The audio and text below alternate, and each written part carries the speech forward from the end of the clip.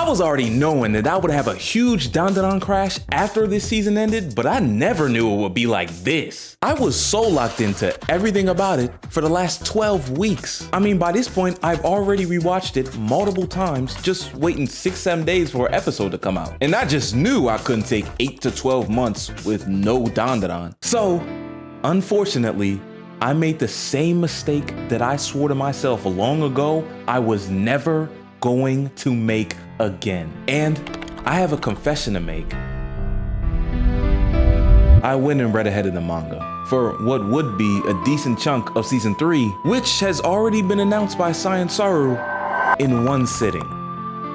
But of course, The Bread Show is a no spoiling program, and I stand by that code strongly, real talk. But all I'ma say is I saw so many people say the next arc, the Space Globalist Arc, is the reason why Dandadan got an anime. And it's the best arc in the series. There's just some absolute spoiler-free things that I have to tell you while we all search Crunchyroll's Since You Watch Dandadan category for the next 8 months. Watch out. You know, ain't no show like Dandadan. Just stop it. Judge me all you want, but I couldn't sit with that cliffhanger for the next year. Ain't no way. I went to bed thinking about it, woke up the next morning thinking about it. That manga tab was just staring at me. Hey, what's up y'all? Welcome to the editor's notes section of The Bread Show, where I'm gonna explain to y'all the psychology of a cliffhanger.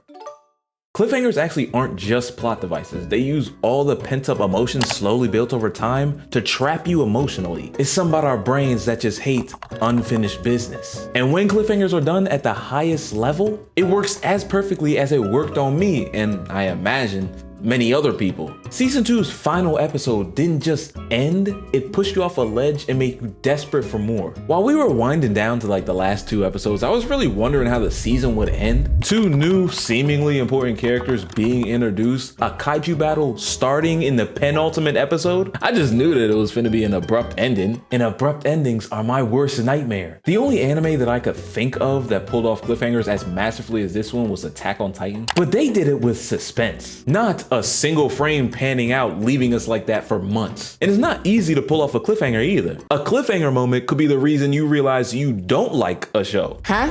This was the tense moment that they was lining me up for? Word? As a matter of fact, keep it. So yeah, it's definitely a good show, confident in its goodness if it's pulling off stuff like this. A cliffhanger robs you of control. It forces you to wait. And at the same time, spiking your emotions and fueling your need for answers. It's the perfect way to end a season, as much as I hate to say it. But one thing you gotta do if you're doing all this cliffhanger stuff is deliver later on down the line to make it actually satisfying. And I was being for real. Under that announcement post for season 3 of Dandadan that came out on the last day of season 2 airing, I legitimately saw a manga reader saying that this season is the reason why Dandadan has an anime. And just seeing that gave me no choice but to experience it for myself. As longtime viewers of the channel would know, I read the manga for Naruto, so that means I finished it long before everybody else did. The manga ended like 2-3 years before the show ended, and I just feel like I seen the hype train leave the station without me on board. Everybody was seeing stuff that I already knew happening years ago. I already knew the Mike Guy fight was tough, but the anime took it to a whole nother level. I never got to see the one thing that set Naruto apart from every other shonen. The fight choreography and the music. I missed the music too. I was in the Naruto fandom, knew everything before everybody else, and I didn't know what color a Sharingan was, or Amaterasu was, or what color a Rasengan was. And back when I was what, 12, 13 years old, I swore I would never read ahead in the manga ever again. And well, just look at me now. Just in the calendar year of 2025, the Egghead arc in One Piece and the Dandadan season 2 finale got the Bread Show breaking code. It literally felt irresistible. And because going into this, I knew all of this, I told myself I was only gonna read 1 chapter.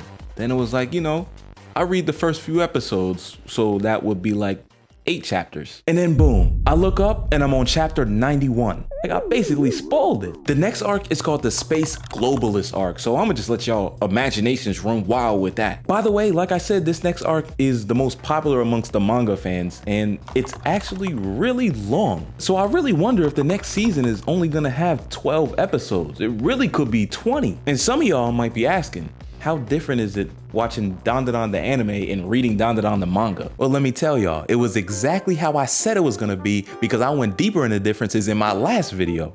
Remember last time I said I read up to where the anime was in the manga. I am doomed.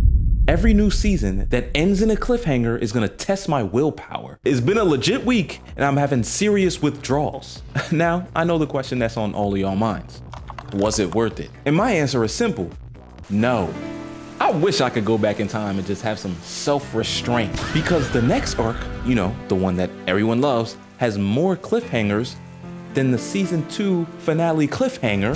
So I felt all the guilt from breaking my code that I made when I was 12 years old and didn't get any answers. I just came out with 17 million more questions. But who am I kidding?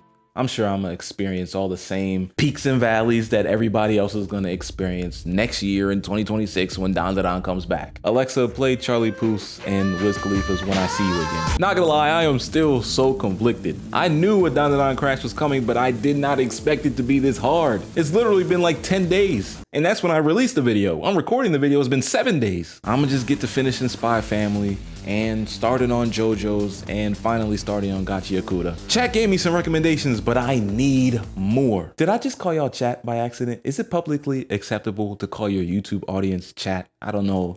If y'all feel a way about that, let me know. And this might be poor timing. But speaking of chat, I gotta remind y'all, I am on Twitch, twitch.tv/TheBread with 2 E's and no $sign on the S. And yeah, we get down on Twitch too. It's a little different over there. We really do whatever. I was playing Pokemon Black, I was playing Grounded, Rematch, Peak, Zelda. I found a newfound passion of learning classic mode in Street Fighter 6. And it's about that time of year when crazy games start hitting the market. So y'all get in now. Just for everybody who already uses Twitch, go ahead on there, follow it, brother, so that you know when I stream next. And if you miss the streams, I got a second channel where I edit the VODs. They're not just raw VODs that I put on there, not anymore.